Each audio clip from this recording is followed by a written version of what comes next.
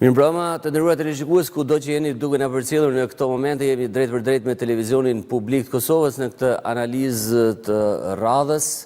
Pas procesit zgjedhor, pas votimeve të së dielës së 7 qershorit, fokusin sonë do ta kemi te votat e diasporës, numërimi i cilave do të përcaktojë edhe përbërjen e parlamentit të ri të Republikës Kosovës. Pra, janë mbi 100.000 vota me postë që janë duke u verifikuar dhe do të numërohen, pastaj janë mbi 22.000 vota që janë dhënë, janë pjesë e votimit në konsulata, në përfaqësitë tona diplomatike në vende ndryshme të botës. Ndërkohë ju njoftoj se përveç çështjeve zgjedhore do të flasim pak edhe për situatën në Shqipëri, për atë siç po quhet atje revolucionin e flamingove, protestat e vazhdueshme në Tiranë që janë duke u bërë nga qytetarët kundër ndërtimit të një projekti turistik. Një projekt ku është i përfshirë sipas raportimit të mediave edhe dhëndri i presidentit amerikan Donald Trump. Do të kemi disa lidhje të drejt për drejt, ndërkohë në studio, në panelin e sonte, kemi të përhershmit Sadikun dhe Fatimen. Ndërkohë na bashkohet sonë Tahir Shabani, veprimtar, diplomat dhe vëzhgues në këto zgjedhje. Mirëmbrëma, Shabani. Mirëmbrëma, misi u gjetëm. Vëzhgimi është një formë transparencë dhe ndihmë me të vërtet krenar me delegacion e vëzhguesve, ka qenë një transparencë, ka qenë një kulturë dhe Kosova ka rritë standarde, pavarësisht se shqetësimi i madh ka qenë te numri i vogël i pjesëmarrësve. Pra, një rënje në krahasim me zgjedhjet e dhjetorit. Edhe këto përcaktojnë edhe zhvillime të reja pasaj. Gjithsesi do të flasim për këto gjëra në vazhdim, por spari do të ndjekim një pjesë nga intervista që e ka zhvilluar kolegja jonë Leonora Bërbatosi, që e ka përcjellur samitin në Sofi, ku ka marrë pjesë ushtruesja e detyrës së presidentit Albulena Haxhiu. Të shohim pjesën ku flet për çështjen e zgjedhjeve dhe rikthehemi pastaj në studio. Duke qenë se dhe ushtroni rolin e presidentës Kosovës dhe rolin ky i cili dhe garanton stabilitetin institucional dhe kushtetueshmërinë e vendit, a ka gjasa që pas këtij procesi më në fund institucionet e Kosovës të konsolidohen, pra të kemi një president apo presidente të zgjedhur në mënyrë që vendi ta lëvizë tutje drejt edhe nismave rajonale dhe rrugës evropiane, siç po kërkohet në vazhdimsi. Procesi zgjedhon lidhet edhe me temat ku jemi sot ne, për shkak se në vazhdimsi në takimet që kemi përmendet edhe çështja e adresimit të përgjegjësive në raport me konstituimin e Kuvendit të Republikës Kosovës, votimi i qeverisë dhe zgjedhjen e presidentit apo presidentes. Unë falenderoj qytetarët e Republikës së Kosovës që kanë shprehur vullnetin e tyre në zgjedhjet e 7 qershorit. Tashmë pas certifikimit të rezultateve të rezultatit të zgjedhor, ne duhet të angazhohemi në takime me partitë politike në mënyrë që ta gjejmë një zgjidhje për çështjen e presidentit. Le të shohim një herë përfundimin e procesit numërimi, duke qenë që tashmë janë edhe votat e mëkatës, votat e tjera me kusht dhe në asistencë. Prandaj edhe sapo të përmbyllet ky proces, është shumë e rëndësishme që të jepet kontribut dhe të dëshmohet vullnet në mënyrë që mos përballemi me situata sikur se kemi parë në 2025 edhe në këtë periudhën që sapo e lan pas.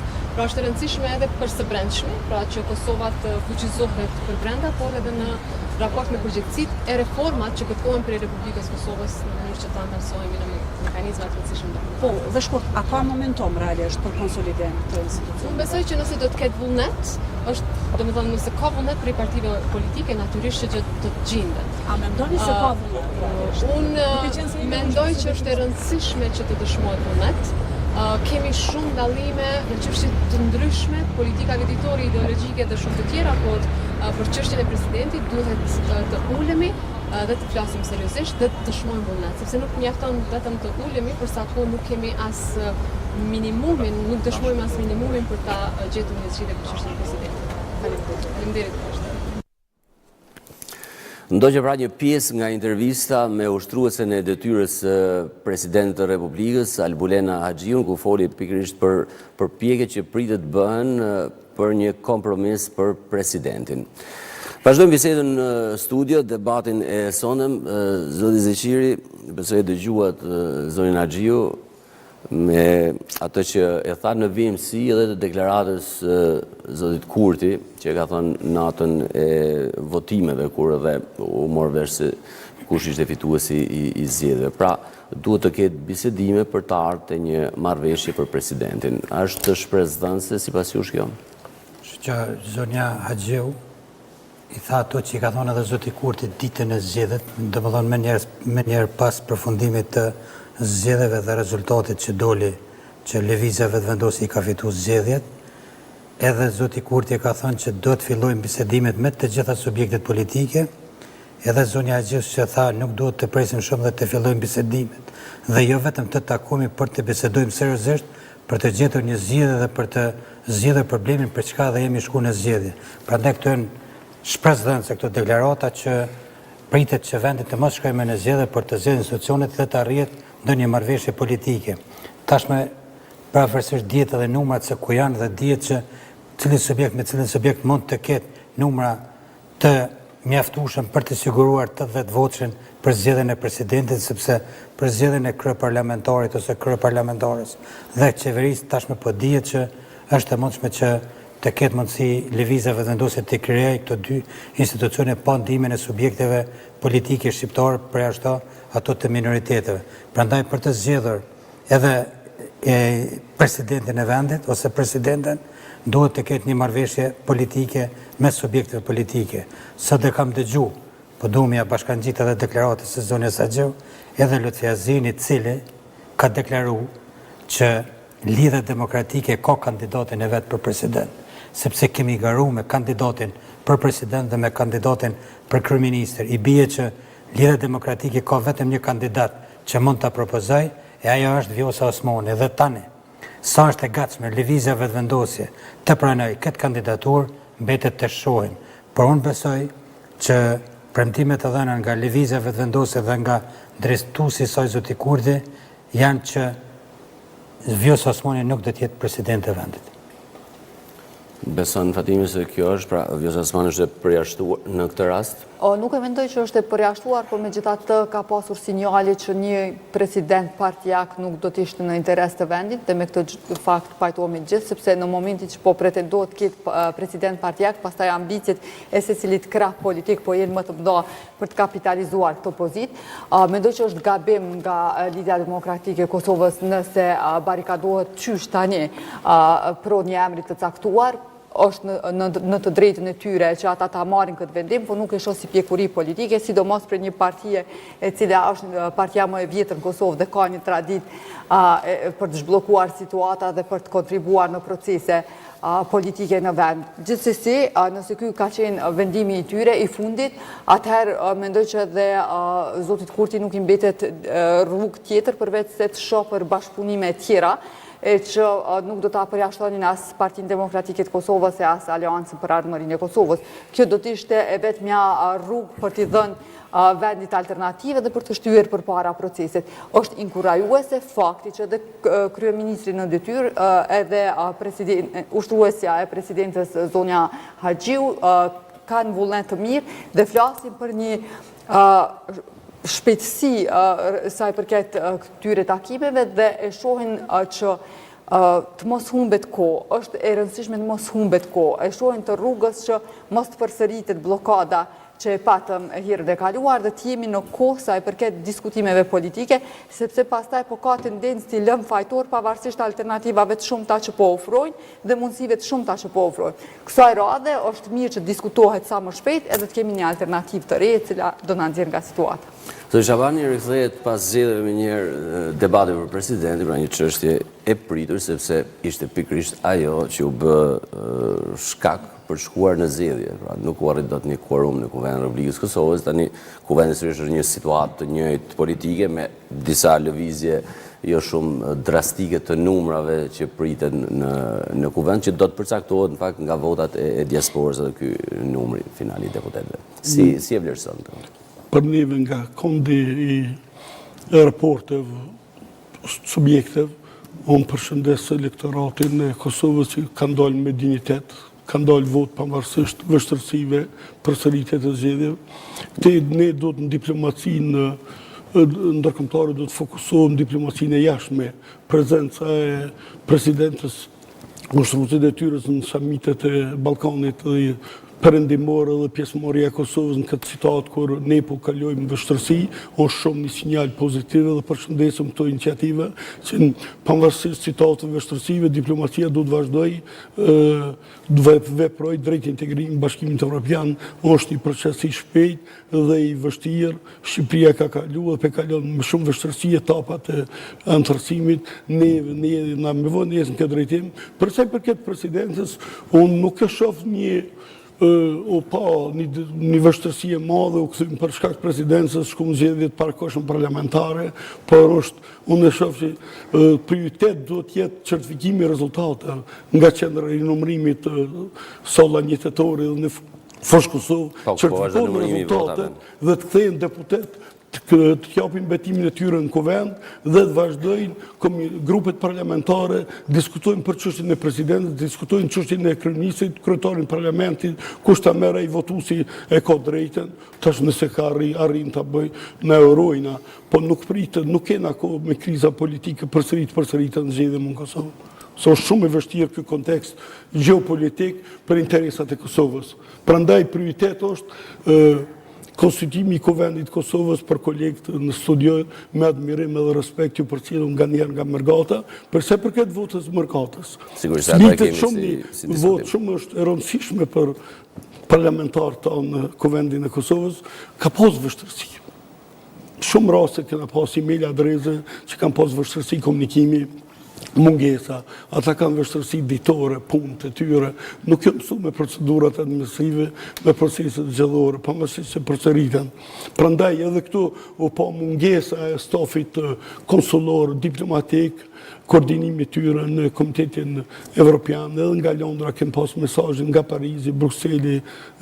Këto është për të reflektuar stafi diplomatik e konsullor i Kosovës që në termen të reflektojnë më shumë dhe të organizohen grupet e punës, koordinim me stafin e KQZ-s. KQZ-ja gjithnjë ka dërgu stafe se ekspert, specialist. Prandaj do të ketë vullnet më shumë që stafet konsullore diplomatike punojnë këtë drejtim me stankon qytetarët e Kosovës. Megjithatë, nëse bëjmë një krahasim me votuesit këtu, pra që dolën më pak se herën e kaluar me 28 dhjetor, votuesit diasporës dolën më shumë, 104.480 votues janë regjistruar për të votuar përmes postës, ndërsa në 30 përfaqësi diplomatike kanë votuar 22.414 persona. Kjo do merr kohë numërimi tyre. Sigurisht tani është procesi verifikimit tyre. Tani në Fosh Kosovë, në qendrën e numërimit, janë të arritur nga komunat e Kosovë, kanë filluar komunat e më të vogla të Kosovës me numër, tani shkojnë të arrit numër tjerë, ai mund shkon. Nuk e shoh unë që mund shkon një proces i shpejt brenda javës apo 10 ditë. Do merr kohë, përse përket vi nga qendra e numërimit 1 tetori dhe më konfirmojnë pjesëtarët e KQZ-s se mund shkojnë 3 deri në 4 ditë, mund përfundojnë kodit e numërimit nga qendra 1 tetori. Kjo është një avancim, stafi është i shkëlqyshëm, trajnues kanë një përgatitje të shkëlqyshëm, përshëndes për punën e tyre që punojnë në terren. Ne jemi vëzhgues në Kosovë, kemi qenë në zona tjera gjeografike, po me të vërtetë organizimi i Komisionit Qendror Zgjedhor ka një përgatitje, ka një përvojë. Në drejtim kem kërkuar nga Komisioni Evropian që të vjen një delegacion nga përfaqësues e KQZ-s, çikohet përvoja e Kosovës për vende tjera që kanë nevojë demokraci në zhvillim. Çfarë do të veçojë nga këto zgjedhje që mbajnë në Kosovë? Ishin ca momente vështirësie, ishin ca momente Asambleja Parlamentare e Këshillit të Evropës dolën në vlerësim pozitiv, ajo shumë e rëndësishme për ne, pavarësisht se ishte vështirë që të arrijmë të akreditojmë vëzhgues ndërkombëtar. Ishte organizata e vëzhguesve ndërkombëtar, pastaj ne kemi qenë në kodër të institutit, e vetmi organizatë që udhëhiqet nga shqiptarët dhe helvetike francez, që kena arritur të organizojmë dhe të bashkëpunojmë me KQZ-n me vitet të tëra. Është një përvojë e shkëlqyeshur për ne që këto përvojat e Kosovës t'i përcjellin në zona tjera gjeografike. Sa ditë dalte vota e diasporës, vota që duhet të presim një verifikim pastaj numërimin e tyre. Është një votë që do e përcaktoj atë numrin e deputetëve, nëse vetëm do arrijë ta bëjmë me pakicat jo serbe qeverinë, kryesinë e kuvendit, pra konstituimin e kuvendit, apo do i duhet patjetër që të bëj një koalicion, duke përfshirë kuptohet dhe pjesën e presidentit. Që ne këto i kemi po numrin e votave që kanë dalë në Kosovë dhe këto vota dhe kjo përqindje nuk garanton një krim të qeverisë vetëm nga një subjekt politik, po ndimin edhe një subjekti tjetër politik shqiptar për ashtu pakica. Dhe numrimi i votave të diasporës do të sqaroj shumë gjëra, sepse sigurisht që do të rritet edhe përqindja, do të rritet edhe numri i deputetëve dhe do të zëvendësohet nga një subjekt në subjekt tjetër do të kaloj numri i deputetëve. Për momentin kemi 24 deputet nga Partia Demokratike dhe 20 deputet nga Lidhja Demokratike, si edhe 8 deputet nga OK-ja. Nga këto 3 parti politike do të lëvizin deputetët, sepse duket që diaspora do të ndryshojë dhe do të merr deputet nga këto 3 subjekte politike. Nuk dihet se sa, por megjithatë disa deputet ose 2 deputet një subjekti politik, një deputet tjetër dhe një deputet tjetër do të bëjnë ndryshime të vendeve dhe do të kalojnë ndoshta ka lëvizja vetëvendosje që për mendimin me votat e diasporës, duke u bazuar në zgjedhjet e shkurtit të vitit 2025 dhe dhjetorit të vitit 2025, atëherë bie që këta deputet ose ato vota do të marrin deputet nga këto subjekte për të dërguar partisë parë. E kemi pa që në zgjedhjet e shkurtit të vitit 2025 subjektet politike kanë bërë një fushat jashtëzakonshme edhe në Mërgat. Të gjitha subjektet politike. Dihet që ka marrë vota me shumë të lëvizjeve vendosje, por të gjitha subjektet politike kanë bërë fushatat të mëdhoja në për qytetet më shumë në Zvicër se sa në Gjermani, sepse dikur Gjermania me ligjin e vet i kanë ndalu fushatat politike, por në Zvicër kanë qenë të fokusuar dhe aty dihet që disa deputet të diasporës flasë për të Partisë Demokratike kanë marrë vota shumë, ka qenë Ragip Gjoka dhe të tjerët, si dhe nga lëvizjeve vendosje si deputet i propozuar nga diaspora, ose që ka jetu në diasporë, në Zërkraku është bërë dhe deputet. Me pas në zgjedhjet të dhjetorit të vitit 2025, kemi pas një rënje të intensitetit të fushatës në diasporë për pos lëvizjes vetëvendosje. Ajo ka vazhduar me ritmin e njëjtë, madje edhe më shumë. Dhe votat e diasporës kanë qenë vendimtare në rritjen e numrit të deputetëve, duke dërguar këtë subjekt politik në 57 deputet. Tani në këto zgjedhje ka ndryshuar panorama. Tani në këto zgjedhje kemi pas Cila panorama? Panorama, ja i kemë përballë përqindjet, do të ndryshojë edhe panorama e Kuvendit Kosovës në termen. Lëvizja e votës Mërgatës është e vërtet që ka lëviz një periudhë kaluar.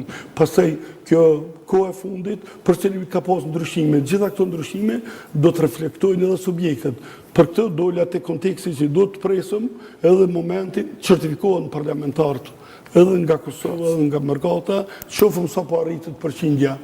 Edhe në diplomacia, në politikë ka kompromise i nderuar. Edhe qeveria, edhe zoti Kurti, edhe subjektet do të shkojnë te kompromisi për zgjedhjen e krizës edhe te kalimin e situatës. Sigurisht ambasador duhet të bëhet kompromis, por njëherë duhet të mbledhen votat të gjitha, të dihet numri i deputetëve dhe ne ishim duke fol për fushatën në diasporë dhe për votat që janë të diasporës dhe të cilat pritet të fillojnë numërimi i tyre. Unë ndoshta më dol aty te fushatat që kanë bërë subjektet politike dhe kanë bërë mirë sepse diaspora jemi ne dhe ata janë tonë dhe ne jemi të tyre. Prandaj është mirë dhe atyre të ofrohet mundësia dhe ju ka ofruar mundësia të votojnë dhe ju ka ofruar mundësia dhe të vendosin gati për fatin e qeverisë në Kosovë. Ne kemi prap njerëz, kandidat nga diaspora të subjekteve politike që janë afarist atje, që janë njerëz të universitetet ndryshme që kanë marrë pjesë dhe kanë garuar për deputet.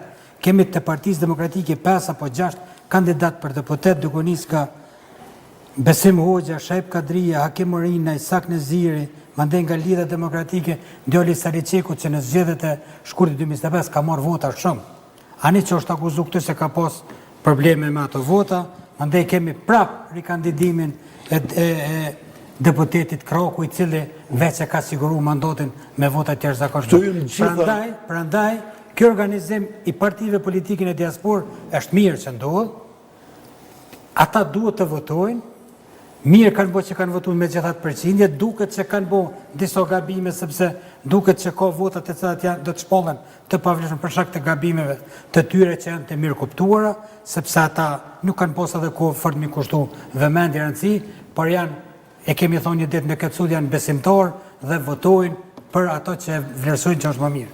Prandaj, votat, kur të mbledhen të gjitha, unë mendoj që do të na tregojnë rrugën se kush me kë duhet të bëj bisedime dhe duhet të arrijë marrëveshje politike.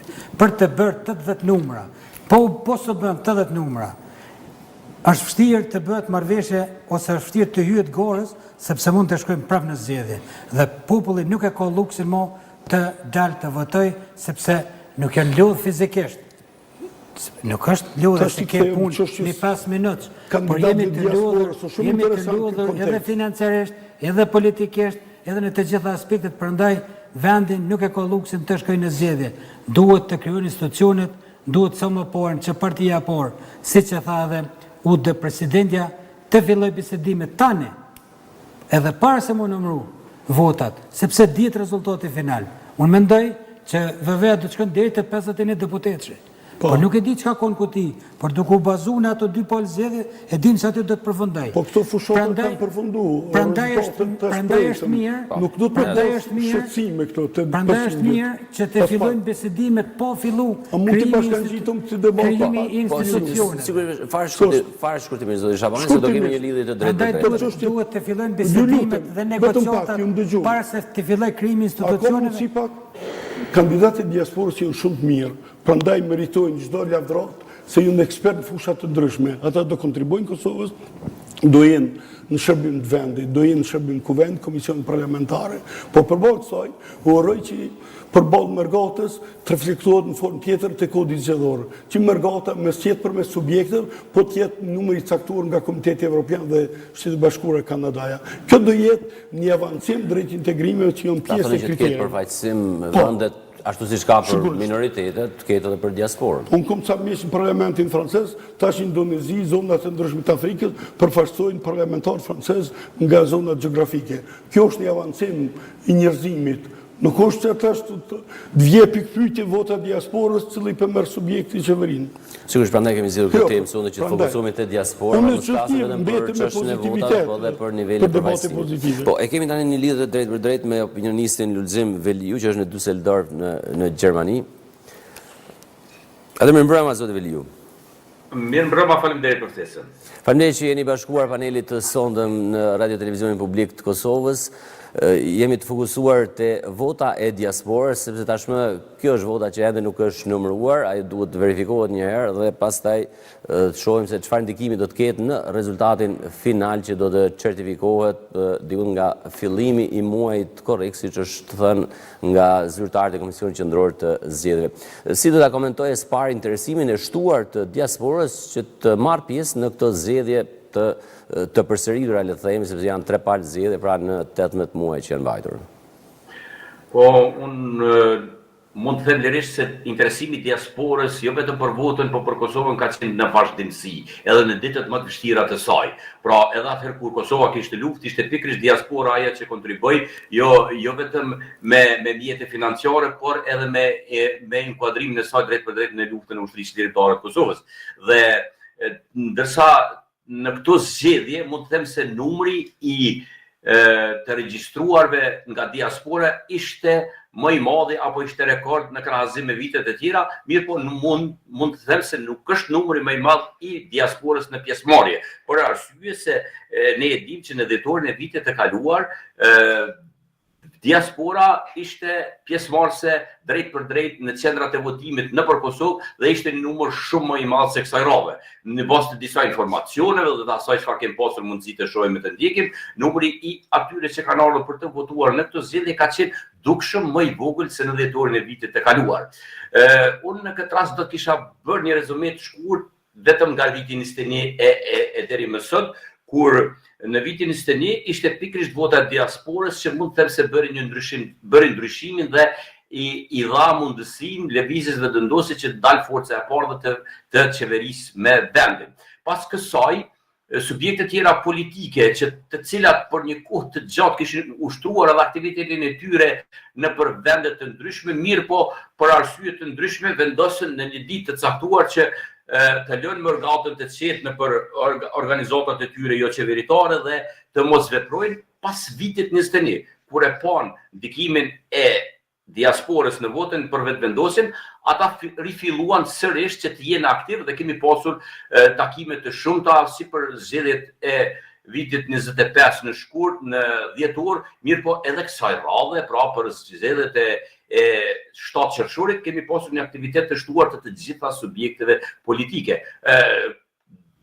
Në këtë rast bën dallim lëvizja vetëvendosje, e cila ka një rrjet të shtrirë në për shumë qytete ku ka qendrën dhe pikat e saj të organizuara dhe kjo i ka bërë të mundur atyre që të marrin një numër të konsiderueshëm që e dallon nga të tjerët. Po flasim për të kaluarën, ndërsa sa i përket kësaj radhe, nga 145.000 sa kanë qenë të regjistruar, në qoftë se zgaboj numri atyre që kanë votuar e kanë të cilët janë regjistruar dhe kanë pasur regjistrim të rregullt ka qenë 132.000, nga ta 25 apo 6.000 kanë votuar në për selit e konsulatave dhe ambasadave, ndërsa 105.000 nëse jam i gabuar në shifrat apo parafërsisht ato, kanë votuar përmes postës dhe mbetet të shohim se sa do të jetë rezultati dhe cili do të jetë rezultati i tyre, që unë prapë mendoj se në shumica për tyre apo një pjesë e konsiderueshme kanë votuar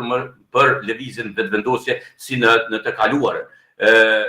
Mirë po shihet qartë se kësaj radhe nuk është diaspora që bën ndryshimin, pasi vetë qytetarët e Republikës Kosovës i kanë dhënë 42.9% lëvizjes vetëvendosje. Pra vota e diasporës i bashkohet asaj. Mirë po nuk do të thotë se po e bën ndryshimin diaspora. Në tërësi, nëse do të marrim numrin për 120 apo 130.000 që kanë pasur drejtën e votës kësaj radhe nga diaspora që janë regjistruar, atëherë mendoj se dikun të 60-70% mund edhe të shkojnë për lëvizjet vetëvendosjen. Mirë po, kjo është vetëm një supozim ose një pasi që nuk e kemi dhëna të sakta, nuk është se është bërë ndonjë sondazh, gjërat që do të shihen në ditët në vijim. Mirë po çka desha të shtoj në këtë pikë, ndoshta që është shumë e rëndësishme për diasporën, se unë dëgjova që në studio pak parë u fol për disa personalitete të cilat janë si përfaqësues në për listat e subjekteve politike. Një gjë duhet ta kemi të qartë të gjithë si ju aty në studio si qytetar e Republikës së Kosovës, se ata kush do të qofshin, pa marrë parasysh subjektet e tyre politike, nuk janë përfaqësues të diasporës. Ata në këto lista përfaqësojnë interesat e subjekteve përkatëse në listat e të cilëve edhe janë të emëruar. Kërkesë e kahmëtshme diasporës ka qenë dhe mbetet përfaqësimi jo vetëm votimi, por edhe mundësia për të votuar. Pra, mundësia që diaspora të ketë vende të rezervuara në kuvendin e Republikës së Kosovës, pasi që një gjë të tillë unë mendoj se jo vetëm që e meritojnë, po do të ishte një vlerë e shtuar për kuvendin e Republikës së Kosovës. Po, nëse mund të rrinë dhe pak në linjë, zotë Veliu, sepse... Patjetër. Një pyetje për ty. Po. Tha që kandidatët që janë në për listat të partive politike nuk janë përfaqësues të diasporës. Unë mendoj që e ke gabim, sepse edhe ti folet deri që tash në emër të diasporës, ashtu që edhe ata kandidatët kanë bërë fushat në emër të diasporës. Ata janë propozuar nga degët e partive politike të tyre për të qenë kandidat për deputet dhe vinë nga diaspora. Ata jetojnë në Perëndim, jetojnë në Gjermaninë tënde dhe në Zvicër, po ashtu edhe në Amerikë. Prandaj ne i quajmë kandidat të diasporës dhe nuk i quajmë kandidat të PD-jeve as të Prishtinës. Kjo ishte ajo që ne e thamë studio, nëse e ke keq kuptuar, kjo është ajo që mendojmë ne. E para, e dyta. Partitë politike i kanë shuar aktivitetet e tyre me njerë pas shpalljes së pavarësisë së Republikës së Kosovës. Dhe nëse je në diasporë që një kohë të gjatë din besoj që janë shu aktiviteti politik me njerë pas shpalljes së pavarësisë së Kosovës. Arsyeja është, ata ju të merreni me punë, me familje dhe duke të na ndihmoni neve financiarisht, ndërsa me politikë të merret Kosova dhe politikanët këto. Besoj e din. Ndërsa nuk besoj që është e vërtet që subjektet politike janë aktivizuar me njerë kur e kanë po që lëvizja vetëvendosje ka fillu aktivitetet e saj, sepse lëvizja vetëvendosje dhe parti tjera kanë lidh nga disa parti tjera që kanë qenë më përpara. Prandaj nuk mund të thuhet që janë ringjallë të tjera duke po rreziku nga lëvizja vetëvendosje. Në diasporë kemi edhe ne familjar që edhe ata mendojnë sikur ne. Por megjithatë, ju atje keni të drejtë të votoni dhe të mendoni ndryshe neve. Prandaj nuk duhet të hedhen akuza sipas mendimit tim ndaj dikujt tjetër dhe ti të flasësh në emër të diasporës, sepse nuk je përfaqësues i diasporës as ti. Atje kemi ambasador që mund të flet në emër të diasporës, që i përfaqëson gjithë shqiptarët. Ti nuk besoj dhe nuk mendoj që i përfaqëson të gjithë votuesit në Gjermani, në Düsseldorfin tënd dhe Turqia, sepse unë e di ku Düsseldorfi, kam qenë në Düsseldorf disa herë. Dhe kam takuar edhe kolegë turk. Po, patjetër. Se me që jenë në distancë, pastaj ta ndoshta do të ishte mirë të fillojnë nga e fundit, pasi që thotë se ambasadorët dhe konzujt përfaqësojnë diasporën. Nuk qëndron ajo, zotëri, më falë se nuk po më kujtohet, nuk e bajt emrin.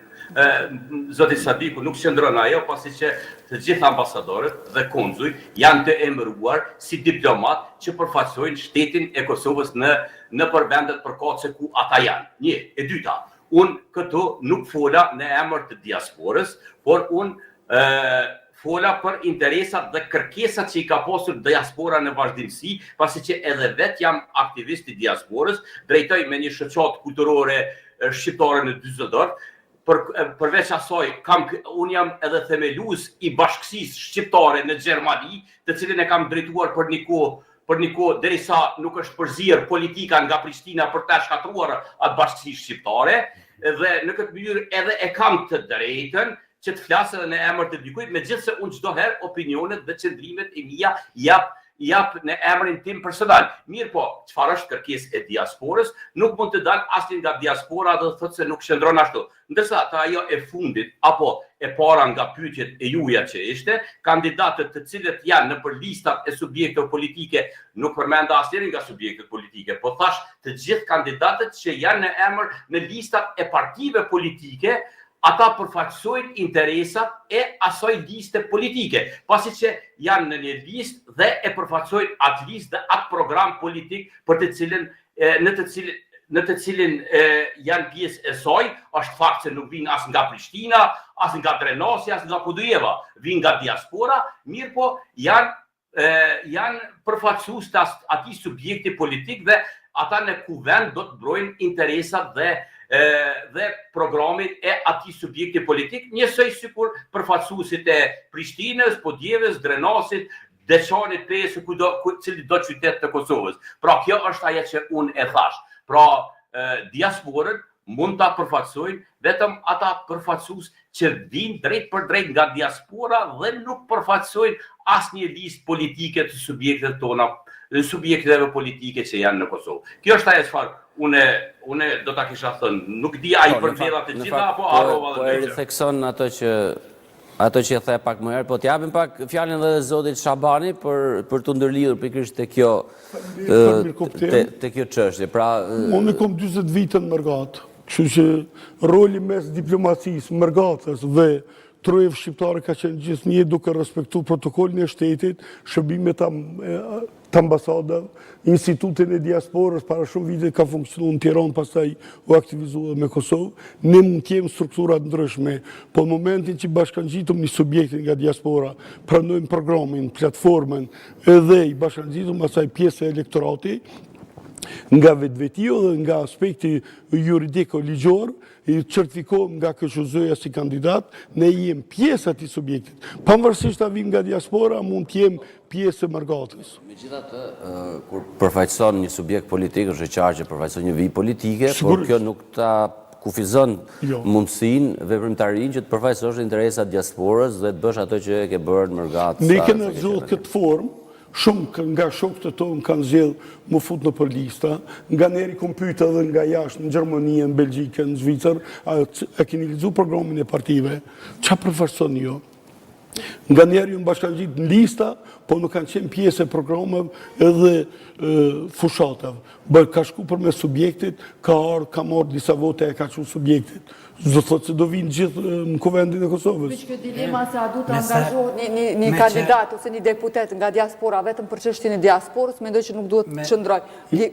Mund të jetë një deputet nga cili do nga komunat e Kosovës, i cili në fokus ose kauzën e tij e ka arsimin në diasporë, sepse me arsimin qëndrojmë keq dhe gjithë fokusi duhet drejtuar atje, pastaj këta mund ta shndrojnë gjithë rrugtimin e tyre politik në mbi këtë kauzë, edhe pse nuk janë pjesë e diasporës vetë, por megjithatë mund kontribuojnë në këtë zinxhirin. Fatime, me që kemi bashkëdhëtorin tonë ende në linje, unë e thash kështu. Përfaqësues të partive politike që thirrën emrin të diasporës. Shumë e qartë. Ata para qytetarëve të Kosovës flasin se si do të mundohen mja u lehtësu situatën e ardhjes e dokumentacionit diasporës. Dhe ata asnjëherë nuk flasin se do të bëjnë kanone dhe do të bëjnë ura në për fshatra. Shumë e qartë. Pra ata fokusin e vetë të fshatës se kanë për diasporën. Ata nuk dalin me një temë. Prandaj janë përfaqësues të diasporës. Është e sigurt edhe e vërtet që s'përfaqësojnë diasporë, por vinë nga atje. Po, vinë nga atje, po nuk e kam fokusin gjithherë atje. Për shembull Kraku e cituam Kraku është e vërtet. Fokusin e tij ka pas te mbrojtja dhe siguria në veri, nuk e ka pas tek një politikë faktuar. Në shkurt 2025. Jo, edhe tani, edhe në këtë fushat, në çdo debat televiziv ka folur mbi këtë çështje. Kraku është jetuar në Prishtinë sepse është bë, ka qenë deputet çdo 24 orë do të marrë pjesë kuvendin e Republikës. Por kandidatët e diasporës flasin për diasporën. Ata janë që 20 vite, që 30 vite në diasporë, dhe ata janë biznesmen, ata janë afarist, ata janë punëtor, dhe ata din dhe mendojnë kulturën e Zvicrës dhe Gjermanisë me Kosovë. Nga diaspora, me se lumë në rolin e diasporës, dhe ne kemë drejtë të folë. Pa tjetër, pra ne ju kemi Ju ftuar. lutëm, ne do të investojmë ma shumë mërgat, mu integru tek institucionet vendore, Komitetin Evropian, për arsim, kulturë, shkencë, bashkëpunime universitare, akademike. Unë kom luajt një rol që shqyshëm këtë nivel diplomacisë kulturore, sa ju morë me listat, cili pushkon me atë subjekt, cili është zëri mërgatës. Mërgata ka kontribuar, do vazhdoj të kontribusi veçantë edhe i shkëlqyer për Kosovë dhe Trojë shqiptare. Por, për mu, koncepti i diplomacisë do të veproj me shërbimin diplomatik, ti bashkangjitëm mërgatës, Institutit Diasporës, Akademisë Diplomatike, bashkëpunoj me komisionë parlamentare, shkojnë në për komisione, si ekspert në ekonomi, legislatur, t'japën kontributet tona. Po me zvrapojnë vazhdimisht që zëri ynë do të përcakton linjën politike të Kosovës. Mërgata nuk mund të përcaktoj, as i shtetë në botë nuk e ka përcaktuar, as Kosovës do t'jetë. Zëveliu, nëse e kemi në lidhje, po. Dhe një pyetje të fundit që mos ju mbajmë më gjatë në këtë diskutim. Këta që zgjidhen pra që vinë nga Mërgata, hynë në listat e partive dhe zgjidhen bëhen deputet në këndvështrimin tuaj, sa arrin që të kontribuojnë dhe të përcjellin shqetësimet, sfidat e mërgjimtarëve kur janë pjesë e institucioneve, apo qoftë edhe në për programe që i paraqesin kur janë pjesë e Parlamentit Kosovës. Pra sa dëgjohet zëri tyre në mungesë të asaj që ju e tha që të ketë një përfaqësim veçantë për diasporën. Po, unë duhet të kthehem sërish të bashkëbiseduesit që i keni në studiet të cilët e potencuan shumë mirë zotin Kraku, i cili vjen nga diaspora, vjen nga Franca, mirë po, unë nuk është se e kam dëgjuar zotin Kraku të flet ndonjëherë për një problematik të diasporës. Sa ka qenë i lidhur me diasporën shqiptarë dhe sa i ka njohur ata, unë nuk mund ta di, pasi që vetë jetoj në Gjermani. Zotin Kraku kam pas rast ta njoh para se ai të jetë deputet përmes disa aktiviteteve që i kemi pasur së bashku edhe me organizatën Germin në Prishtinë e vende të tjera. Mirë po, unë mendoj se zëri tyre ka qenë jo i mjaftueshëm për kërkesat e tyre. Po për të rikthyer prapë te aktivitetet tona që i kemi bërë, për shembull para 3 vite, tash po bëhen 3 vite në maj, pra janë bërë 3 vite, kur një grup aktivistësh të diasporës, kryesisht të vendeve gjermanofolse, pra Gjermani, Zvicër, Austri, po kishte edhe nga vendet e tjera, kemi organizuar një tryezë në Prishtinë, të cilën një lloj debati në Prishtinë, të cilën e kemi bërë në ndërtesën e kuvendit të Republikës së Kosovës, dhe për një gjë të tillë ftesat ju kemi dërguar me siguri 2 muaj më herët, apo njoftimet ju kemi dërguar 2 muaj më herët të gjitha grupe parlamentare, ministrit punëve të jashtme, kryetarit kuvendit, dhe në ditën kur ne erdhëm në atë takim, asnjëri nga ta nuk erdhi për të takuar dhe për të dëgjuar kërkesat e diasporës. Ne e bëm këtë për arsye se subjekti politik që erdhi në pushtet, lëvizja vetëvendosje, kishte premtime të mëdha për diasporën dhe menduam se me këto kërkesa do të drejtohemi atyre që dolën me premtime për ne dhe me shpresën se do të, dhe kur ne veç kaluam fazën e parë të paraqitjes së gjithë atij programi që ishte voluminoz dhe i përgatitur nga 2, përveç tjerash edhe nga 2 doktor shkenca që janë marrë me migracionin në Austri, kishte dëgjuar një deputete e cila kërkoi që të ishte pjesë e takimit.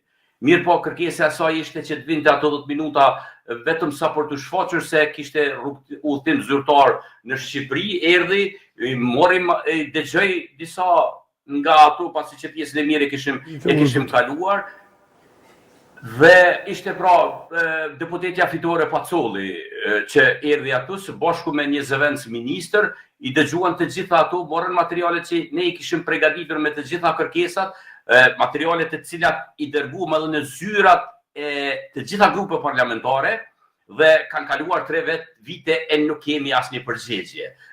As nga grupet parlamentare e as nga institucionet pra shtetërore, po Zoti Veliu, ku të kesh përgjigje, ka një vit e ca që s'kemi funksionim normal të institucioneve. Kështu që kjo është pak problematike, por besoj që shqetësimi juaj është dëgjuar edhe nga... Më tepër se 3 vite. Por si do si tjetë, te i kalojmë këtë... Po, që ta përbyllim i lutem se do vazhdojmë me... Po, pa tjetër. Ti kthehemi kësaj aktuales, diaspora ka votuar, unë mendoj se të gjitha subjektet politike në Kosovë duhet ta mendojnë mundësinë që diasporës t'i bëhet e mundur të ketë vendet e rezervuara në Parlamentin e Kosovës, pasi që jo vetëm që do të bëjnë, jo vetëm që e meriton diaspora, por edhe do t'jetë një vlerë e shtuar për kuvendin e Kosovës.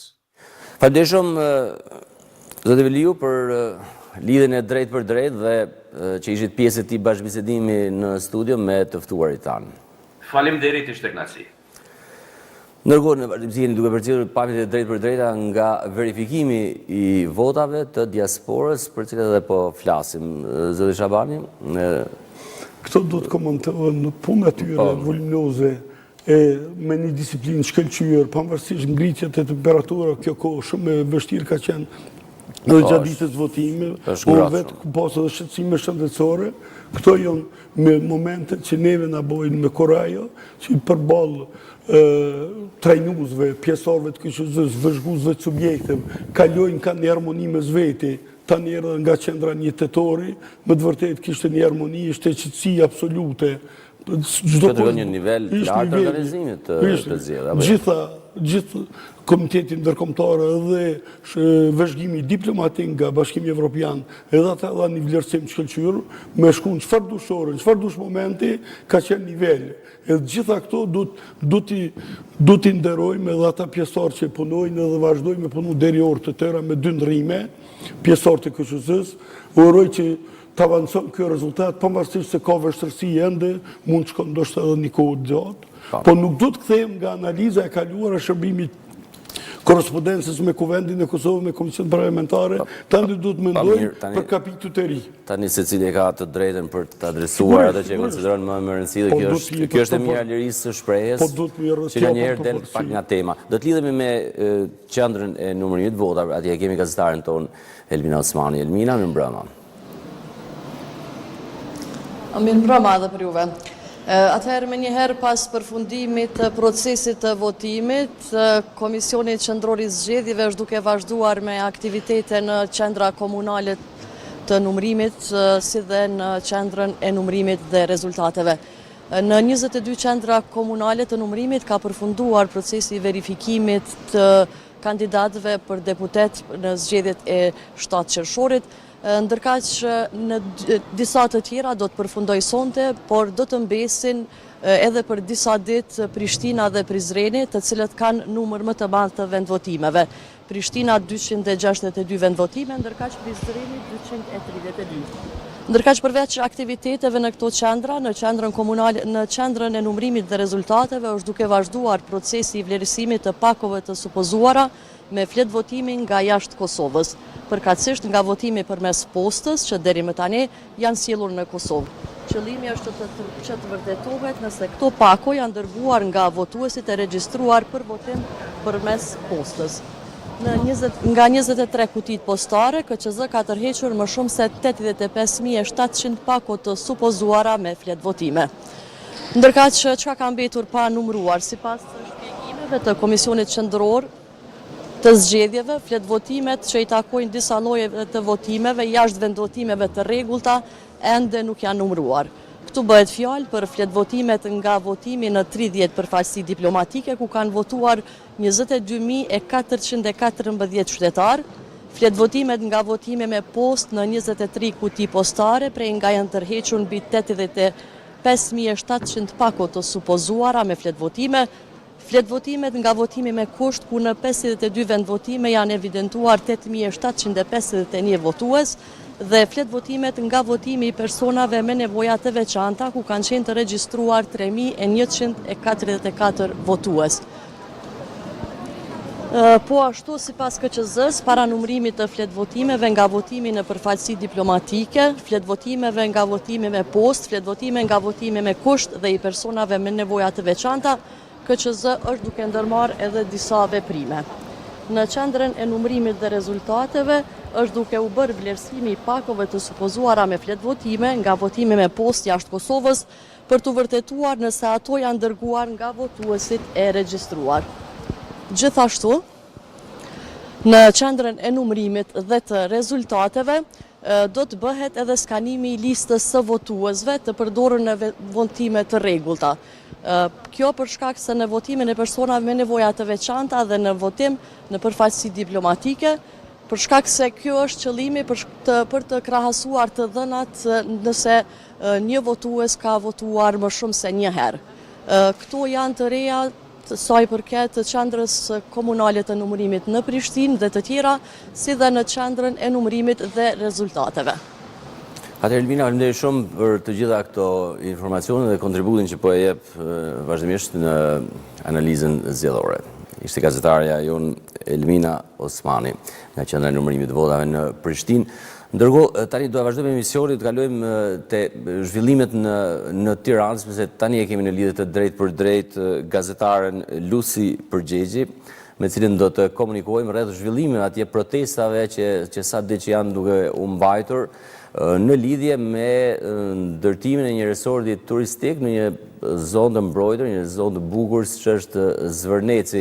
Protestat kanë zgjuar vëmendjen e mediave ndërkombëtare, ndërkohë kanë një mbështetje gozhet madhe.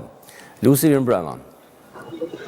Mirëmbrëma Vlerina, po unë jam vendosur pikërisht përballë kryeministrisë, ku është mbajtur edhe protesta në këtë ditë të 11 në Tiranë, sa i përket kauzës së Zvërnecit.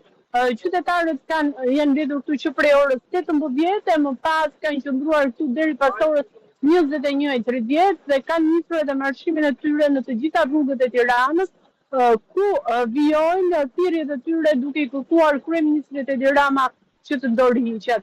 Ajo çfarë ata kërkojnë nga kjo protestë është dorëhiqjen e qeverisë Rama, po ashtu edhe pastrimin e klasës politike të këtyre 30 viteve të fundit, duke kundërshtuar këtu edhe liderin aktual të Partisë Demokratike Sali Berisha.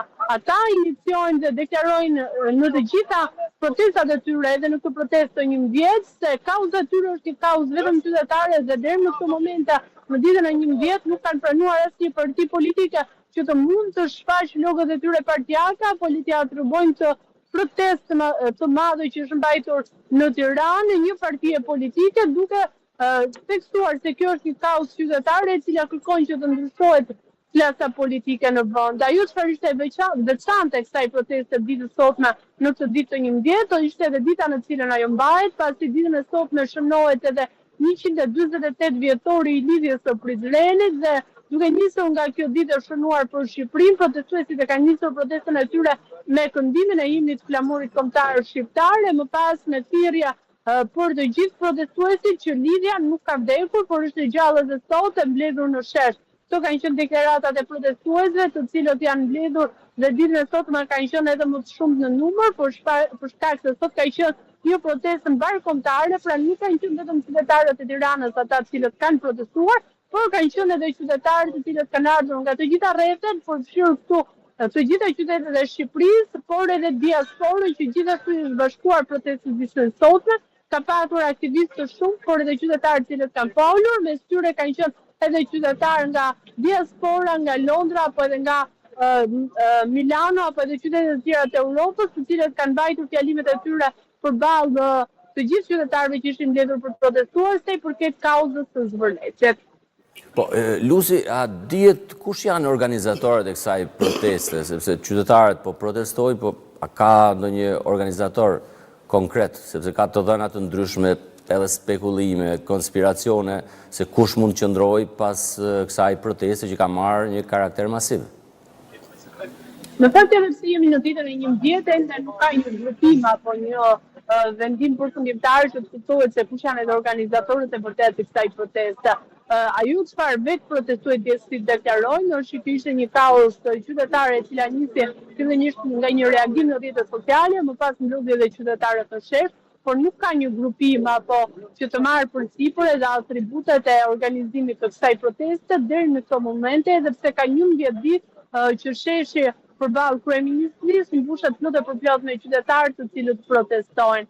Ka patur patjetër teori, por edhe deklarata të vazhdueshme edhe nga kryeministri Edi Rama, i cili gjithashtu është shprehur se janë forca të brendshme dhe të jashtme, të cilat nuk e duan të mirën e Shqipërisë, ata të cilët e financojnë apo organizojnë këtë protestë, përfshirë këtu shtete që sipas kryeministrit Rama nuk duan që ky investim të vinë në Shqipëri, përfshirë këtu Greqinë apo edhe vende të tjera Afqinë, të cilët nuk duan që Shqipëria të konkurrojë me turizëm, por së fundmi kryeministri Rama ka hedhur akuza edhe ndaj shtetit të Iranit për shkak se Shqipëria vite më parë është bërë një streh për opozitën iraniane të cilët janë vendosur në Shqipëri dhe kryeministri Edi Rama ka hedhur akuza që shteti iranian i cili po ashtu ka ushtruar influencë në këtë protestë, por nga ana tjetër protestuesit vijojnë të bëjnë deklaratat e tyre dhe të theksojnë se ata janë shqiptarë, janë të painfluencuar dhe se kanë dalë në shesh për të protestuar sepse janë të pakënaqur me qeverisjen e kryeministrit Edi Rama. Por ajo çfarë mund të themi deri në këtë moment është se pavarësisht se është dita 11 e protestës, nuk ka ende një qartësim sa i përket atyre që janë organizatorët e kësaj proteste apo që do të marrin atributet e kësaj proteste. Ajo çfarë u elaborua ditën e sotme edhe nga protestuesit, ka patur zëra mes protestuesve që do duhet të krijohet një këshill kombëtar i kësaj proteste për të marrë edhe vendimet e mëtejshme se çfarë do të ndodhë me këtë kaos që tashmë është bërë kaq e madhe në Shqipëri.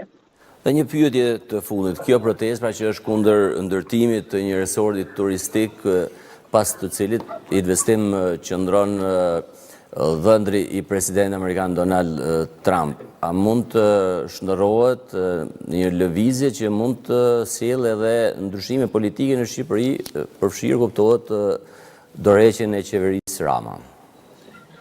Në fakt çfarë mund të themi është se në ditët e para të protestës, protesta nisi si një lëvizje vetëm nga incidenti ndodhur në Zvërnec, ku një protestues u dënua nga sigurimi privat që ndodhej në zonën e Zvërnecit, e më pas nisi si një kaos vetëm për Zvërnecin, por në këtë 11 ditë deri mund të themi tashmë që kjo kaos nuk ka të bëjë më vetëm me Zvërnecin, duke qenë se protestuesit tashmë nuk kërkojnë në protestë vetëm anulimin e projektit, ata kërkojnë anulimin e projektit të Zvërnecit, ndryshimin e ligjit për zonjat e mbrojtura, kërkojnë gjithashtu që të zhbëhet paketa e maleve, por vijojnë të qëndrojnë për 11 ditës kërkesës së tyre të parë që kryeministri Edi Rama të dorëhiqet. Dhe duket se kjo kaos ka marrë një përmas pak më të madhe se sa vetëm çështja e zbërnetit, por po kërkon që të bëjë edhe një ndryshim sa i përket qeverisjes në vendin tonë. Por do të mbetet për të parë se cilat do të jenë efektet e kësaj proteste, duke marrë parasysh që kryeministri Edi Rama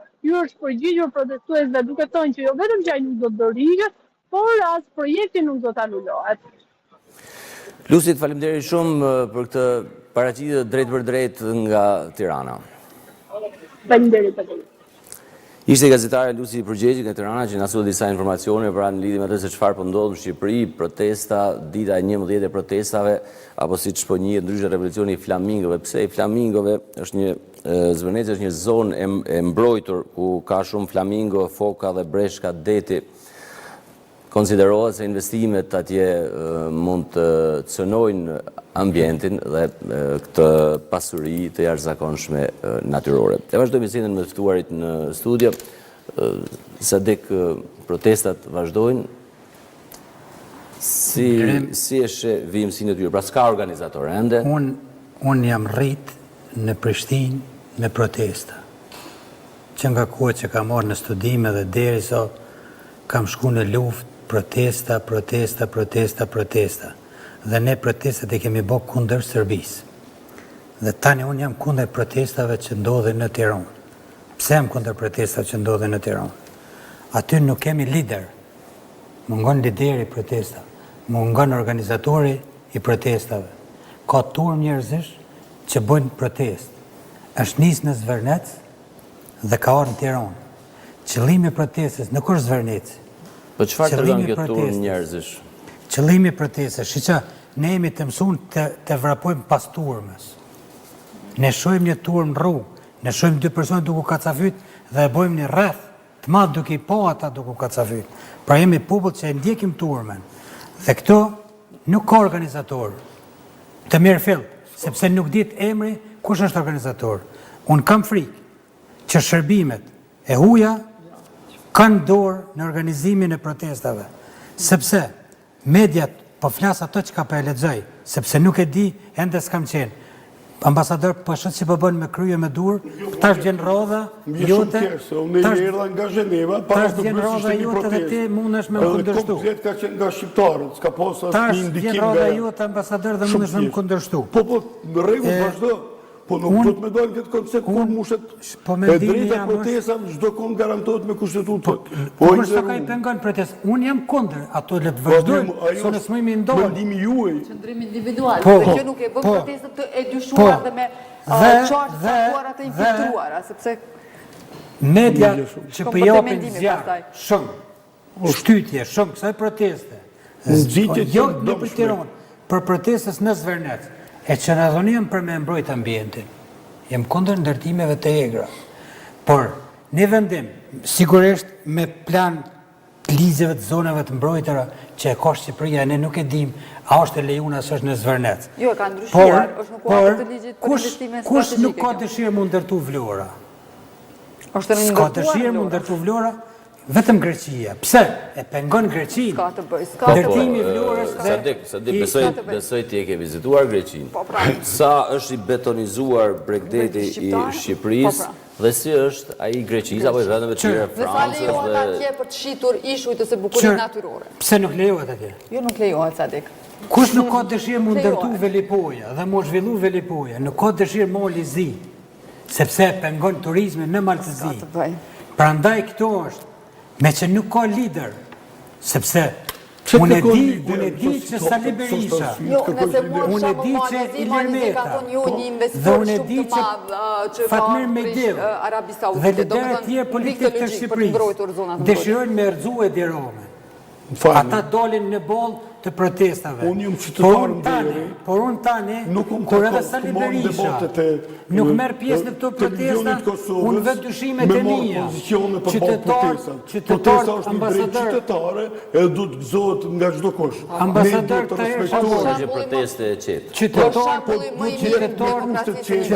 të Republikës së Shqipërisë. Konventa ndërkombëtare Qytetar të Republikës së Shqipërisë kanë të drejtë me protestu, me rëzu Romen, edhe unë nuk jam avokat i fori e Romen. Është sigur se kanë të Sepse unë drejtë. jam më demokrat se so socialist, me shpirtin tim.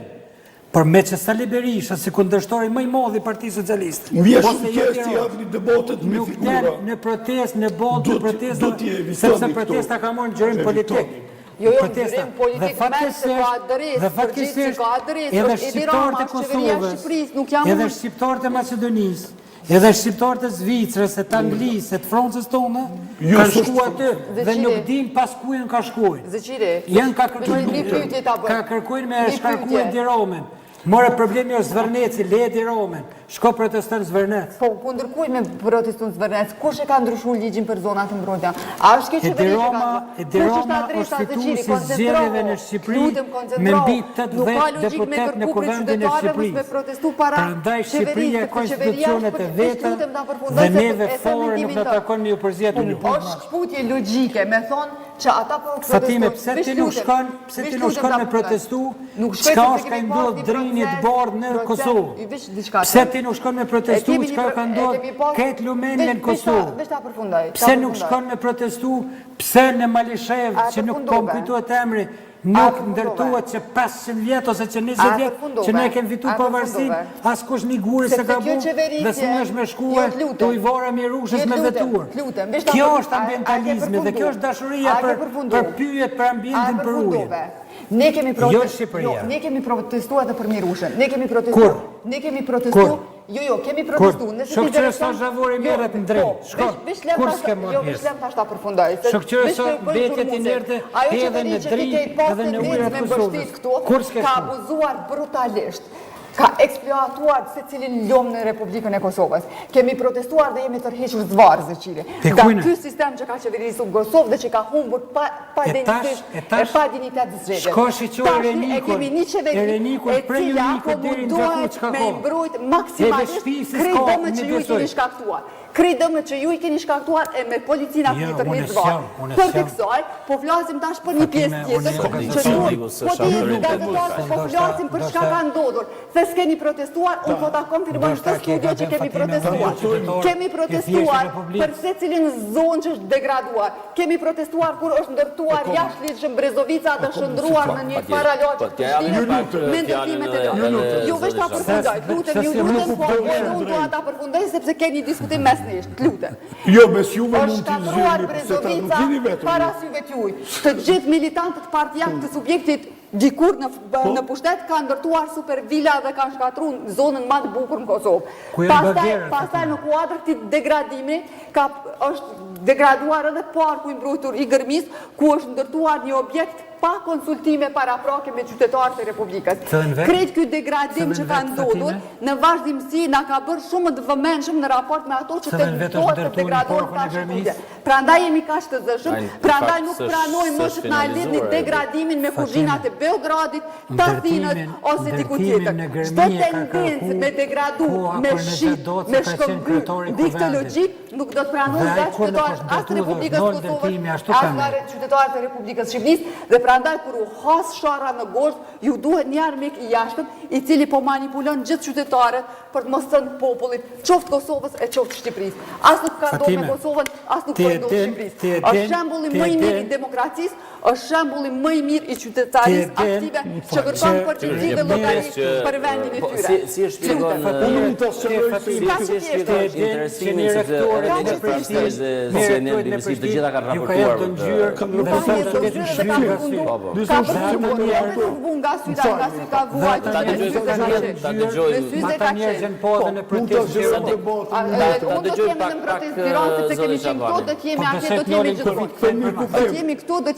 do t'jemi gjithkund. Edhe këtu na ka ndalë me polici, po ka përfunduar regjimi. Jem gjithë pjesë citata, periudat të ndryshme, edhe ne kem kalu një kohë, jem largu nga protestat e Prishtinës, kem vazhdu në mërgat. Por, kur mediat botërore vazhdojnë, kanë vëmendje veçantë për këto ngjarje që ndodhin, unë nuk marrë pozitë nga asnjë subjekt. Unë jam vëzhgues ku marrë për procesin zgjedhor sante. Me qenë si ngjarjet, ne do të me dash shqetësimin bashkarisht. Përballë kësaj, mund të qetësoj pak relaksoj situatën, këtë javë përmbahet konferenca ndërkombëtare e punës. Aty është sistemi triparti, qeveri, punë, sindikata. Nëse zëri sindikata, Këshilli Ekonomik Social, konventat ndërkombëtare, nëse partnerët social, sindikatat, tërhiqen nga konventa ndërkombëtare e ILO-s, organizatat ndërkombëtare të punës, dështon konferenca me 3.000 delegatë. Duhet të respektohet partneriteti. Prandaj drejta e tyre për të ngritë zërin, për shqetësim, duhet të respektohet nivel, të respektojnë ligjet, të procesohet. Derisa shkatërrohet vendi, përshkohet në forma qeta, çdo gjë është duke respektuar konventat. Unë këtu se kom po nga njerë të arsyeshme pse Ministria e Jashtme duhet të ketë sindikata. Unë është morë konventat ndërkombëtare na garantojnë. Edhe unë kom përshëndet. Shërbysit civil duhet të kenë. Nëse konventat ndërkombëtare i kom respektu për Kosovën me qeverinë e kaluar, me institucionet i kom respektu pranë organizatës ndërkombëtare të punës, duke i ftu Kosovën me partnerë social e ekonomik. Jo të vje vetëm qeveria. Ju merrni shembullin e Slovenisë, Kroacisë, vendeve balkonit perëndimor.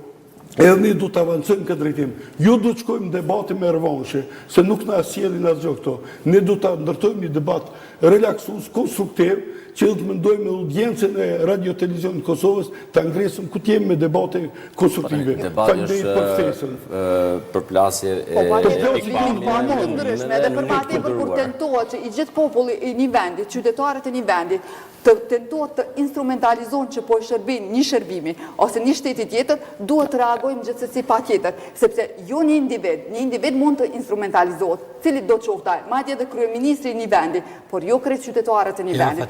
Askush prej aty një qytetarët nuk është naiv, nuk është i pabindur, edhe nuk është që nuk e do vendin e tij, i cili le familjen obligimet edhe del në rrugë. Del në rrugë. Sadike kishte në nivelin e dyshimit, ka organe shtetërore, ka inteligencë, ka njerëz që merren me këtë dalin, ata pse dalin, çish dalin. E nëse u duhen emrat për t'i persekutuar, nuk do i gjenë, sepse është qytetari i Republikës Shqipërisë. Nuk e thash që unë kam dyshimin për të nuk mund t'i persekutosh gjithmonë, nuk mund t'i rrashë që të dojë Shqipërinë, prandaj kanë shku aty, një pjesë e madhe. Por unë kam dyshimet e mia kush i ka organizu, sepse ka ndonë nga zvërneci në kërkesa politike. Dhe unë çdo herë dyshoj kur kom mbështetje të mediave armike të Shqipërisë. Jo, s'është e vërtetë. Prandaj unë kam dyshimet e mia. Ka interesim nga gjitha mediat evropiane. Me që jemi në kohë zgjedhore, ajo që mund ta konstatojmë, besoj është një pakënaqësi e madhe qytetare ndaj qeverisë Edi Ramës, edhe pse si tha Sediu ka fituar mbi 80 deputet, por në një proces zgjedhor, kujtojmë se në Kosovë mbahen zgjedhje, pranojnë gjithë edhe jemi në rregull, vazhdojmë përpara, por në Shqipëri opozita pranon zgjedhjet në mënyrë të pra ende kontestohet dhe ka dilema, ka paragullësi, ka nuk e di nëse keni vëzhguar zgjedhjet, por besoj që dallon shumë procesi zgjedhor këtu dhe atje. Edi Rama duhet, në qoftë që është e lejuar me Kushtetutën e Republikës Shqipërisë, të hedhë në referendum në Vlorë ndërtimin e SJ të atij projekti gjigant turistik dhe të vendosin qytetarët e Vlorës. Ata dinë më mirë se sa qytetarët e tropues sime. Ata le të hedhën në referendum. Shqipëria nuk mund të ndahet ta pyes Prishtinën, po mos ta pyes Mitrovicën. Në Zvicër ka referendum në parator republikanë. Nuk e funksionon procesi zgjedhor në Shqipëri. Kom qenë vazhdues edhe andej, ju s'keni qenë procesi zgjedhor vazhdimi. Falni. Mund t'ju ndihmoj pak. Patjetër. Unë jam përmirësues shtata. Po është vërtet që zgjedhjet nuk jemi në jo, për zgjedhjet në Shqipëri, tani përgatitur zgjedhjet lokale, vicinazhin për bashkinë. Kena qenë për zgjedhjet parlamentare, kena vëzhguar procese. Shkurtimisht i krahasim atje dhe këtu.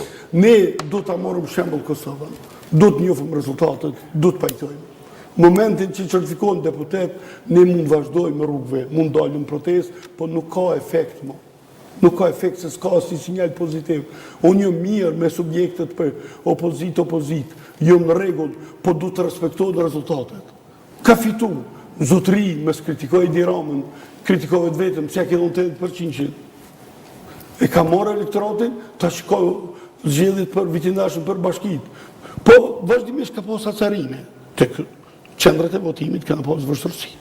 Nuk mund ta krahasosh Kosovën. Te menaxhimi në Shkup ka pas vështirësi, në Tetovë, ngostivar. Atë që vrim një kulturë elektoratit, qytetarëve në Kosovë, o shembull për Ballkanin Perëndimor. Prandaj, protestat janë shumë e drejtë, legjitime edhe kushtetuese. Derisa i kemi dy shtete, është nga njerë edhe tepër debati, kur ndërhym të subjektit e ai tjetri. Ata e kanë rregullat e veta, pastaj vazhdoni jo Shqipërinë e madhe, tokat shqiptare. Tokat shqiptare do shkojnë drejt Bashkimit Evropian. Integrimit Evropian i shoh bashkarisht. Nuk e shoh një shtet apo tjetri të avancojë. Shqipëria ka avancu integrimit Evropian. Ne do të marrim shembull në drejtim, përse për këtë problemet e mbrëmshme nuk na takon më atë. Kishte një reagim edhe nga veteranët e luftës. Besoj e ke parë. Shqyqa, atje në shku përdorimin kanë e llogave protestu të UÇK-s. me flamur dhe me logot UÇK-s. Po, Kush janë ata? Jo Kush i ka qytetar deleguar të ata? Republikës Kosovës Me dhe të qoftë se Shqipërisë. lidhemi me Kush ka qenë bashkëdhëtorin indritësara? tonë. Ma Me thuaj qoftë sa se di kush ja ka ka qenë dalë. indritësara. Ka dalë se Dikush që ti vjen nga Fatime. atje Ti edhe se nuk nje. do... Unë kam qenë te familja time. Ti bile se nje. E njojmë. Po lidhna me bashkëdhëtorin tonë. E njojmë, për derisa e përmendim. Po lidhna Ti me nuk e bashkëdhëtorin privatizon flamurin e UÇK-s. Nuk e privatizon flamurin e UÇK-s. Nuk e privatizon qoftë që organizata që shkon herë këndej nga partitë politike. nga 20 dorëve që u lidh nëpërmes privatizuar gjithçka, ka mund ta televizionit privatizojnë edhe këta, flamurin e askush UÇK-s. s'mund me fol dhe s'është përfaqësuesi diasporës. Ka pak kohë të drejtaj. Prandaj Mund ta këtu, dëgjosh, mund ta askush ftosh nuk edhe në mundet me kafe, këtu flamurin kjo e është me UÇK-s radhë, këtu të është shkoj me radhë. në protesta në Tiranë, Me radhë. sepse Po flamuri i t'intereson e UÇK-s këto në kafe. është pasyra e luftës. Po. Dhe ai flamur nuk është për protesta atje. Ne s'kemi punë atje, atje. Kush e ka privatizuar? Me që- Me çfarë të drejtë një organizatë cila do qoftë ajo, bën thirrje se kush po e mban flamurin e UÇK-s. Me çfarë të drejtë një qytetar i Shqipërisë nuk ka të drejtë ta mbajë flamurin e UÇK-s Fatime, me një nuk protestë. është ai qytetari i Shqipërisë. Të qetë në një protestë demokratike. Flamurin e UÇK-s Kush nuk është ke të ky, drejtë as ti me ose bajt ai, dorë. ose kjo Flamurin e organizatë UÇK-s që ka po të shkruaj drejtë me privatizu gjithë veteranët diçka. invalid dhe ushtarë të Ta, UÇK-s me po, bajt dorë. po. As ti janë. S'ke Jo, qenë jo, ushtar. jo, s'është Ke vërtet. qenë re. Po çka ka mësuar ata? Po ka privatizuar, po ka përdorur për S'duhet mu subjekte kesh përdorur, politike. s'duhet mu kesh Veç kur ta përdorur. përdorur Flamuri për simbol dita të libertetit. politike, patriote, Ai ka të drejtë, po shoqota e veteranëve e në ka shoqëri. ka kaluar privatizime, e zën UÇK, e zën mos e prek edhe flamurin. Është drejt. Kjo shumë E secilit që s'ka logjikë. mbajt A mund të bashkë gjithëm? Patjetër. Flamujt janë shumë normale të jenë pjesë solidaritetit. Po pra, po se privatizon Dhe do arzon ti. në diçka. Ja s'ke drejtë me kesh përdorur flamurin. S'është keq Po përdorim. mirë mos është As flamurin me shqipunje, as flamurin e UÇK-s, Se s'ke ka drejtë me hudhë kesh për përdorur. tokë, se ka Flamuri shpirë, UÇK-s, se Flamuri ka vërtet gjak dhe ne Flamuri s'kemi të Kosovës drejtë. ishin edhe para OKB-s në Gjenev. Po të jemi arsye.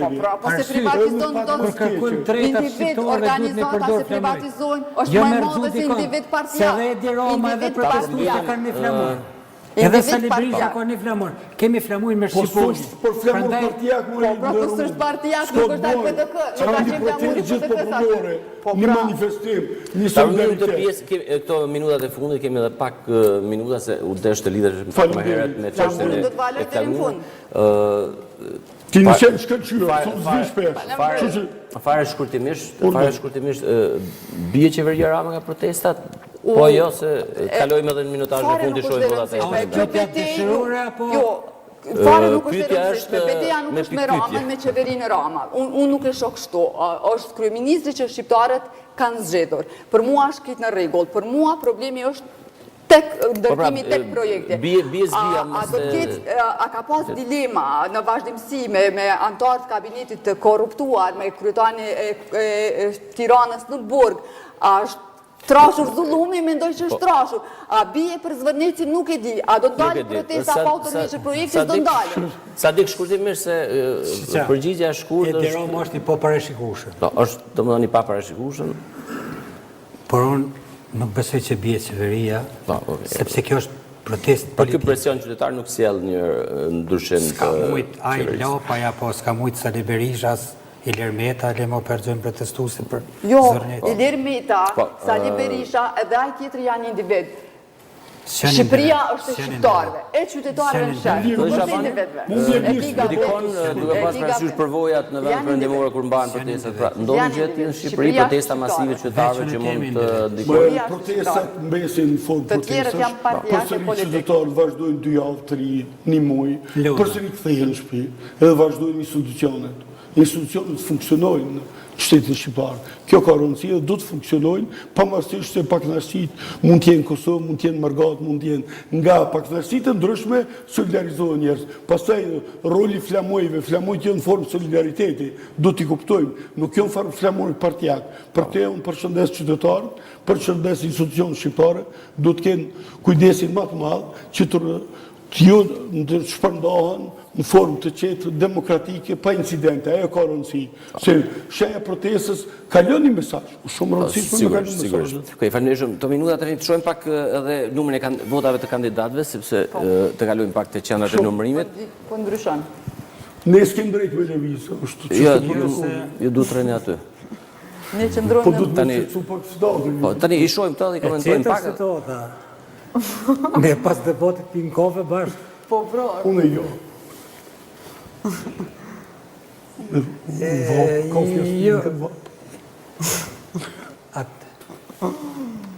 Te deputetet, kandidatet. Kandidatet më poshtë. Shiko sa ka arrit. Për mi 4 të nishe. Në anën tjetër. Po poshtë, po poshtë. Pa, më poshtë. Te subjektet politike në anën tjetër kandidatët. Kandidat. Hajde. Po, pra, këtu jemi te vetë vendosja. Po, janë 2023 kuti që në pra është 80.98% gati që kanë nëmruar. Po. Dhe kjo është Albin Kurdi ka 109.978 vota, Glauk Konjufsa i dyti 150.902 vota, Albulena Gjiu e treta 87.725 vota, e Kuran Mërati është i 4-ti 76.252 vota, dhe këto kemi renditjen, pra Kuran është i 6-ti, por i 4-ti është me vota. E 5-3 është në listë, e 5 është me numër votë Dënika Gërvalla, shfarë 7.400 vota, dhe Gjelal Sfesha 57.658 vota. Më shumë dhe për 5 e parë, sepse vazhdojmë tani me partinë tjetër, shohim Partia Demokratike. Partia Demokratike, Vedri Hamza, kryetari i partisë, 96.838 vota, përparim Gruda i dyti, është i 4-ti në listë, i dyti me vota, 59.700 vota. Arjan Tahiri është i treti, 51.616 vota, Arona Ismaili 26.606 vota, Sale Jashari 32.381 vota, Vlora Qitaku 32.109 vota, për është treta në listë, për i 6-ta me... Shetë që komplet, pe nishit 18 kush ka qenë, janë më të votuet në të gjitha listat, për ashtu këtë LDK-në që tash po është për ndryshe, edhe VV, edhe PDK, 10, këtave që kanë morë numra më shumëti, edhe janë më autoritativ, edhe kanë respekt më shumë, por edhe numrat i kanë dimu. Elias Demokratike, Vesa Osmani i ka drejta në 63.894 vota, Lumira Bigjiku, 58.024 vota, Doarsa Kica Gjellili, 25.079 vota, Hikmete Bajrami, pra është 12-ta në listë, dhe kjo është interesant, është 4-ta në renditje me 35.656 vota, Abdullah Hodi 11-ti në listën e LDK-s, por i 5-ti në renditje, 32.668 vota, kujtim Shala është i 3-ti në listë, por është i 6-ti me 7.733 vota. Ta të shojmë dhe listën e Aleancës për ardhmërinë e Kosovës. Ardian Gjini vazhdon të ketë vota më shumë se Ramush Haradinaj, 33.976 vota, Ramush Haradinaj 30.630 vota, Daut Haradinaj 23.113 vota, Bestik Tahiri 19.974 vota, Bek Berisha 6.482 vota, Burim Ramadani 14.538 vota. Ta do t'jene dhe deputetet burra të Partisë Demokratike të Aleancës, sepse duket Dauti veç ka afru dërheqje, nuk do të pranoj postin, edhe është Djerë Gjini duket ashtu, dhe janë Ramush Haradinaj, Besnik Tahiri, Bek Berisha dhe Burim Ramadani, nëse i morin 7 deputet. Duket ky Burim Ramadani zavendësohet në njënin prej zonja për shkak të kuotit. Jo. 4 është fjala për kuotën gjinore. 4 dhe... Po 6, nëse jenë 6, i bjen 4 burra dhe 2 gra. Ta do t'jenë ndoshta 6 ose 7, që i bjen edhe ne kandidat burë që duke që është Akim Qeku në rand të tjetë deputet. Ka ndonë me delegacione, ju kom kërku si vazhdimisht tjetë përbërja delegacione dhe nga gjinja femërore me zvin vetëm burra. Të shojmë, këto ishin pra dhe votat e kandidatëve, jemi nga fundi emisionit. Po pse kjo ndohë të ne, vazhdimisht votohet në listat e fillimit, kandidat që nga mesi, nga fundi, Po listat janë të hapura, ti mund votosh 10 kandidat nga ajo listë kënd të duash. Po zakonisht ajo 10 e parë gjithnjë ka përparësinë. Mungon të kjo kulturë me shku në aspektin diagonal, me shku me lëviz. Po varet sa bëjnë fushat edhe kandidatë. Atëherë se jemi në minutat e fundit të emisionit, të kujtojmë se analiza zgjedhore përfundon sonte këtu, nesër nis kampionati botëror.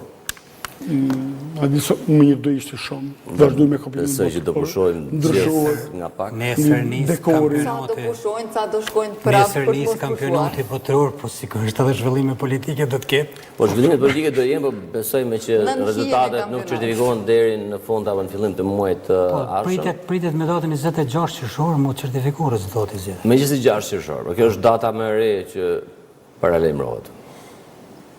Gjithsesi do t'jenë në hijen e kampionatit botëror që do ta ketë gjithë vëmendjen, disa nga ne do pushojnë, disa ne kemi respekt për kampionatin, duhet me përcjell ka ekipe ndo që kemi pas dëshirë me qenë në Shqipëri dhe Kosova, por edhe ne kemi të lashët tona këta. Sa dhe pyetjen e fundit kam për mediat.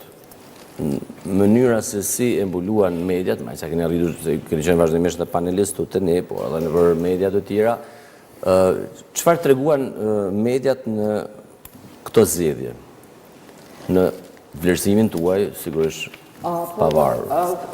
Ne po flasim për studion ku jemi të angazhuar dhe pa diskutim që i është dhënë hapësirë gjitha subjekteve politike, për këtë ka marrë edhe vlerësimin nga KPM, edhe partive të vogla dhe partive të mëdha, barabartësisht koha televizive ndarë, si gjithherë, ajo që është vritur fatkeqësisht jo për shkak të televizionit, por për shkak të përgjedhjes së partive politike, hapësira e munguar për gratë dhe vajzat, kryesisht në fushatat zgjedhore, partitë politike zgjedhin që në studiot televizive të dërgojnë kandidatët meshkuj ose burra, të cilët pastaj marrin këtë primatin e kohës televizive, por megjithatë, ajo që është e drejtë dhe ajo që është profesionale është bërë edhe nga studiot e Radio Televizionit Kosovës, pastaj edhe media tjera private kanë pasur tendencën për të ofruar kohën e tyre në dispozicion të kandidatëve dhe kandidateve të subjekteve politike.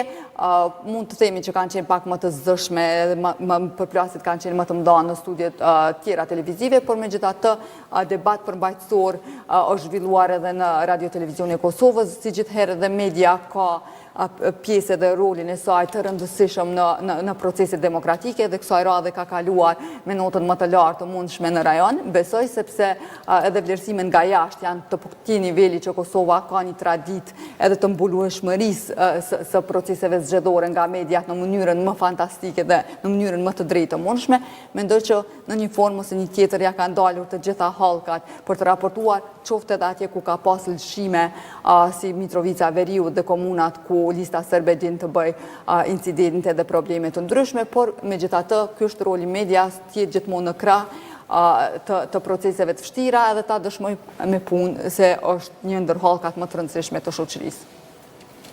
Unë mendoj që Radio Televizioni i Kosovës i ka ofruar hapësirë të gjitha partive politike për të plasuar paraqytetar programin e tyre politik dhe ekonomik, kanë pas hapësirën e caktuar edhe pas debateve televizive, analistët kanë analizu programet e tyre, kështu që hapësira e ofruar nga Radio Televizioni i Kosovës ka qenë i mjaftueshëm dhe ka qenë i sinqert dhe i barabartë për të gjitha subjektet politike, me çka unë e vlerësoj pozitivisht punën gjatë këtyre ditëve të fushatës zgjedhore. Pra s'ka pas përngesa pras në subjekt politik, për pas mungesa atyre që ka qenë jo edhe e mirë që ka ndodhur në Radio Televizionin e Kosovës.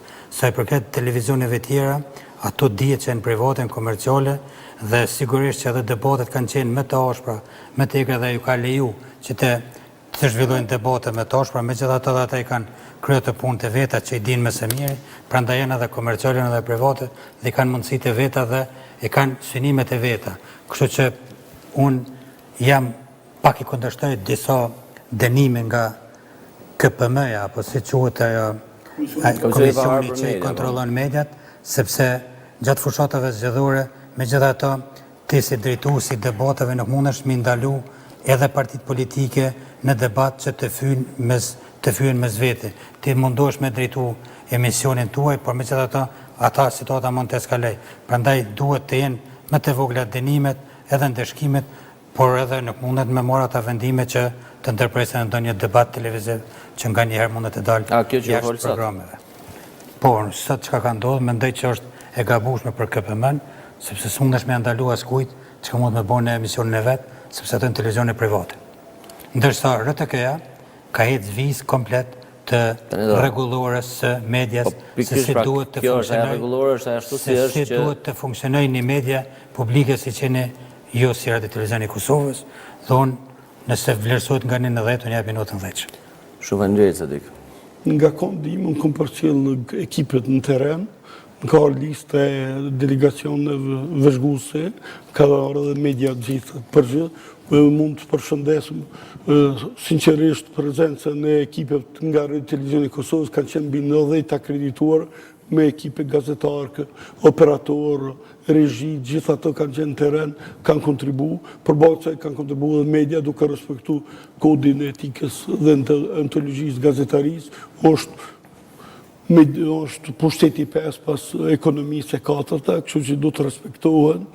Ka qenë pushteti 4 Komisioni që ka pavarur për bërë media, 5. nëse ka pak kënaqësi ndaj tyre, do t'i drejtohen transmetuesit publik evropian në BEUS në Zhenevë, edhe ankesat mund t'i përcjellen tek partnerët ndërkombëtar, kështu që statuti gazetarit do të mbrohet edhe nderohet si në teren ashtu. Edhe në këtë moment, para se ndam nga antena, solidarizohem me sindikatat e Radio Televizionit të Kosovës, me vështirësitë e tyre dhe shqetësimet e gazetarëve dhe stafeve të juaj, jem të gatshëm i përcjell tek konfederatat ndërkombëtare, që është e drejta për me protestu, me kërku të drejtat legjitime, të cilat garantohen me ligjet e punës dhe kushtetutën e Kosovës. Falenderojmë për këtë gatishmëri, për të angazhuar në sensibilizimin edhe çështjes së mediumit publik që edhe më tutje mbetet në Utkryiq. Dhe për fund do kemi edhe një lajm.